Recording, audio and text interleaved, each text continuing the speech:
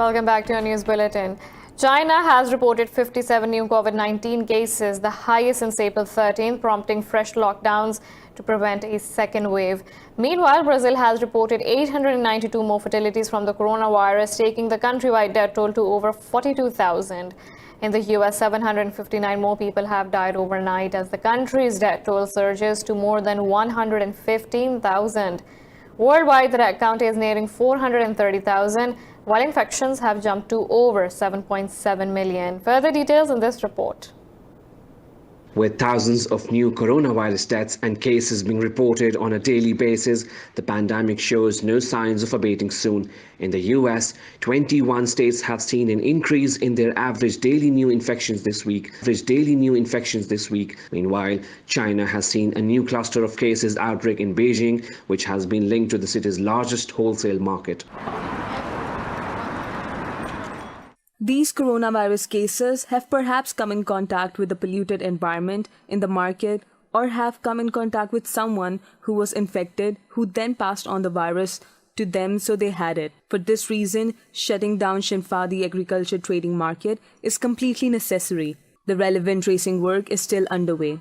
As COVID-19 caseload surpassed 225,000 across the African continent, 43 countries are now under full border closure due to the rapid spread of the virus. The highly affected African countries include South Africa, Egypt, Morocco, Djibouti, Nigeria and Algeria. Spain has made it mandatory to wear masks in public after the country's state of emergency ends on June 21st. Health Minister Salvador Illa said these measures will stay in place until a cure or vaccine for the coronavirus is found. The Royal Decree picks up a series of preventive measures and hygiene, and I want to highlight the use of face masks under the terms you already know, when you cannot have a distance of more than 1.5 meters. South Korea has also confirmed 34 more coronavirus cases in a continuation of an upward trend in new infections. Pakistan has reported its highest one-day surge in COVID-19 cases, with 6,825 new infections. This takes the tally of infections to more than 139,000. The health ministry says 81 more people lost their lives overnight, taking the death toll to 2,632. It says over 51,000 patients of coronavirus have recovered so far. Officials say the province of Punjab has the highest number of cases at more than 52,000, while Sindh has recorded more than 51,000 cases. In a televised address, Prime Minister Imran Khan ruled out further lockdowns, saying Pakistan cannot continue keeping its economy shut. Militants have killed 60 people, including 20 soldiers and 40 civilians, in twin attacks in Nigeria's northeast Borno state. The civilian task force said hundreds of others are wounded in attacks in Mongunu and Naganzi local areas.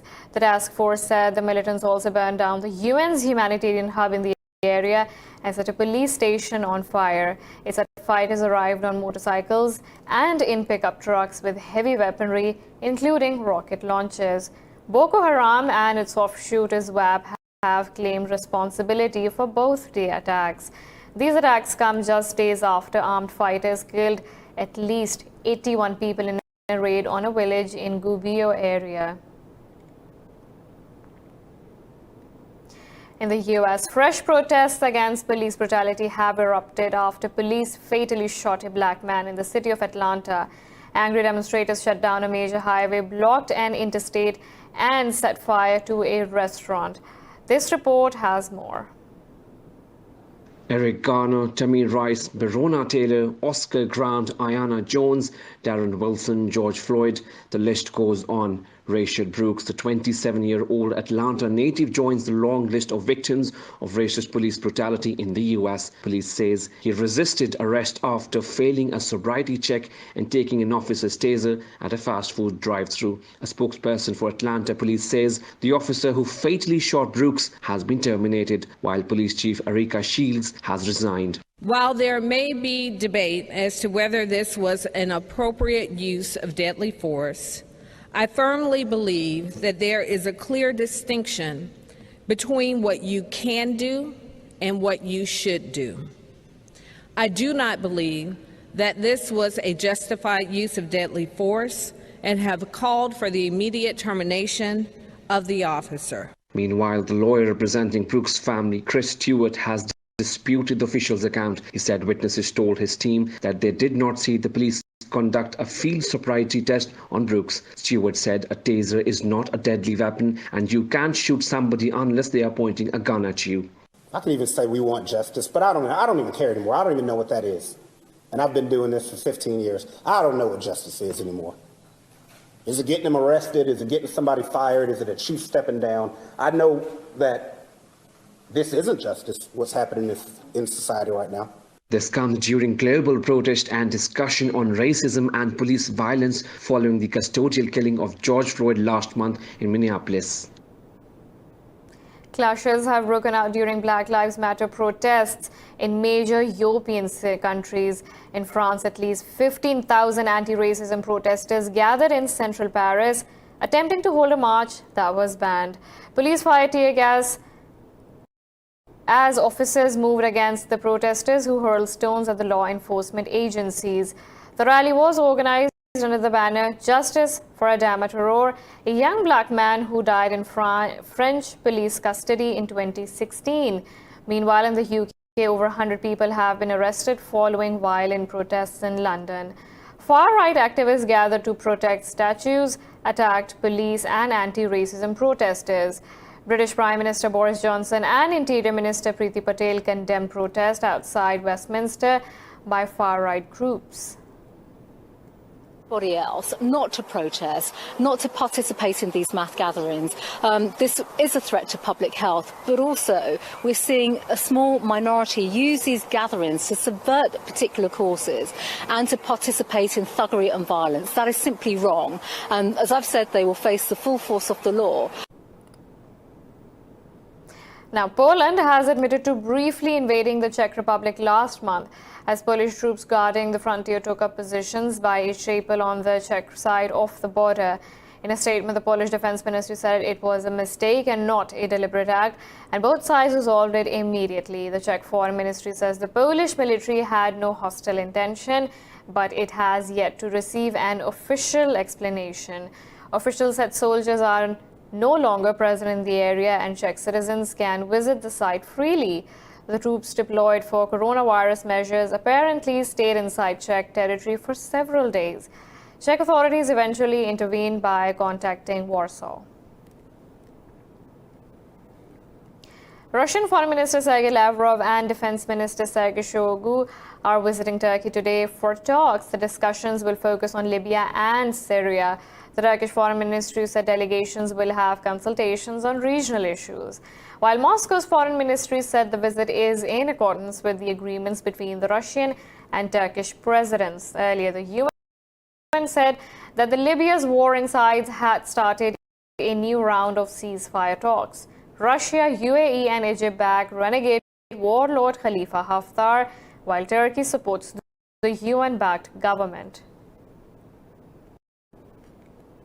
Iran says it is ready to retaliate against the U.S. if they interfere in Venezuela-bound Iranian oil. State media said Iran's naval forces will prepare targets against the U.S. if they stop the oil tankers. It said last month the Iranian forces were ordered to track several U.S. merchant vessels in the Gulf. Tehran said it will continue the shipments if Caracas requests more after it sent a flotilla of 5 tankers of fuel to Venezuela in May. Iran summoned the Swiss ambassador in Tehran last month over possible measures Washington could take against the Iranian tankers. Both Iran and Venezuela are under the U.S. sanctions. In Lebanon, hundreds of protesters are back on streets for the third day in Beirut, Tripoli and Sudan, expressing outrage over dire economic conditions. Since October, the Lebanese pound has lost around 70% of its value. The currency, which had hit about 5,000 to the dollar, appeared to reverse its slide on Friday. This came after the government announced that the central bank will inject dollars into the market from Monday. Earlier in a televised address, Prime Minister Hassan Diab blamed the unrest on his opponents and said they are fueling chaos. The renewed unrest could complicate Beirut's ongoing talks with the IMF over a reform program. We are now taking a short break, but stay tuned for more news.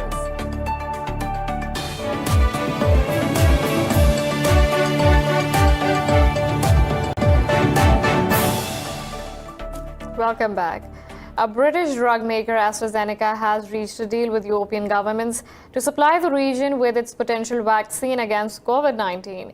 Germany, France, Italy and the Netherlands signed the contract for pre-orders of up to 400 million doses with the pharmaceutical company.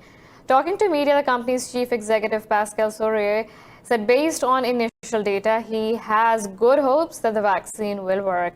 Soriot said British authorities approved the start of phase 3 trials after studies showed sufficient efficacy and safety. He said China, Brazil, Japan and Russia have also expressed interest in the drug. Deliveries of vaccine are expected to start by the end of 2020. Afghanistan says the government has reached the limit of its capacity to test coronavirus cases in the country. Speaking at a gathering in Kabul, the acting health minister said from now on, anyone with virus symptoms will be considered as a positive case. He said the transfer to clinical testing will also allow private clinics and hospitals to conduct the testing of COVID-19 samples. The health ministry said that 556 cases proved positive after 1,045 samples were collected in the last 24 hours. The latest figures brought the tally of cases to over 24,000, with 4,200 recoveries and 451 deaths. Meanwhile, the Religious Affairs Minister said there are no plans in place for this year's Hajj pilgrimage due to the pandemic. Toll from an oil tank explosion in China's eastern Zhejiang province has risen to 19. 172 people were injured in the incident. Officials say the tanker carrying liquefied petroleum gas caught fire and exploded on an expressway in Taizhou city. They said more than 450 firefighters are helping with the rescue efforts. The officials said more than 630 medical staff have participated in the treatment of the injured patients. The explosion caused chaos, damaging nearby houses and factory workshops. The death toll from a ship packed with African migrants that sank off the Tunisian coast this week has risen to 61. Officials at the Coast Guard recovered more bodies, including that of a baby. Dozens had set out on the vessel from Tunisia's Kerkena Island the previous weekend, aiming to reach Italy. The UN says attempts to reach the Italian coast from Tunisia have increased by 150% in the first 4 months of the year. The Tunisia representative for the UNHCR, Hanan Hamdan, has expressed concern and alarm over this new trend. The International Organization for Migration has rescued 20 migrants off Libya's western coast after their boat capsized. The organization's Libya chief of mission, Federico Soda, says 12 others are still missing. The organization said the migrants' boat departed from the western city of Zavia, 45 kilometers west of the capital, Tripoli. Since the violence erupted in the country in 2011, Libya has become a preferred point of departure for illegal immigrants who want to cross into Europe. Thousands of illegal immigrants in Libya who are either rescued from the sea remain detained in overcrowded shelters. The Academy of Motion Picture Arts and Sciences says it is initiating a 5-year plan to promote diversity in the film industry. In a statement, the Academy said it will work with the Producers Guild of America to encourage equitable hiring practices on and off screen. The filmmakers will have to meet the inclusion guidelines in order for their works to be eligible for Oscars. The organization said the eligibility criteria will be finalized by July 31st, but the rules will not apply to films vying for the 2021 Oscars. The Academy responded in part by doubling the number of women and people of color in its invitation-only ranks. Still, by 2019, just 32% of its roughly 8,000 members were women and 16% were people of color. The Academy has been criticized for a lack of diversity in recent years, with the backlash peaking in 2015 with the Oscars So White hashtag. New members will be announced next month. Now, with the pandemic wrecking the economies around the world, a zoo in Peru has called for help to pay for upkeep and food for its over 1,000 animals. Further details in this report. At Lima's Huachipa Zoological Park, Tigers, camels, and giraffes look forlornly out at the paths where visitors normally crowd together for a peek at the wildlife. Huachipa's chief of fauna says the coronavirus pandemic has left the park in a complicated situation as it looks ghostly. The zoo looks ghostly. You don't see anyone at all on the paths like we used to. The place is desolate. It's just the animals who are also used to the public visitors. We do interactive workshops and everything. This place looks ghostly. The management at the zoo has come up with an online campaign asking for donations. It also offers people to purchase advance tickets at a 25% discount. The situation with the pandemic has complicated things for us in the economic aspect. We have our resources covered for the moment, but they will run out soon and we're still surviving. But the situation is very complicated, really very complicated. The COVID crisis has marred Peru's veneer of economic progress. The country has recorded 6,308 deaths and over 220,000 infections so far, the second highest in Latin America. Now let's look at the weather from around the globe.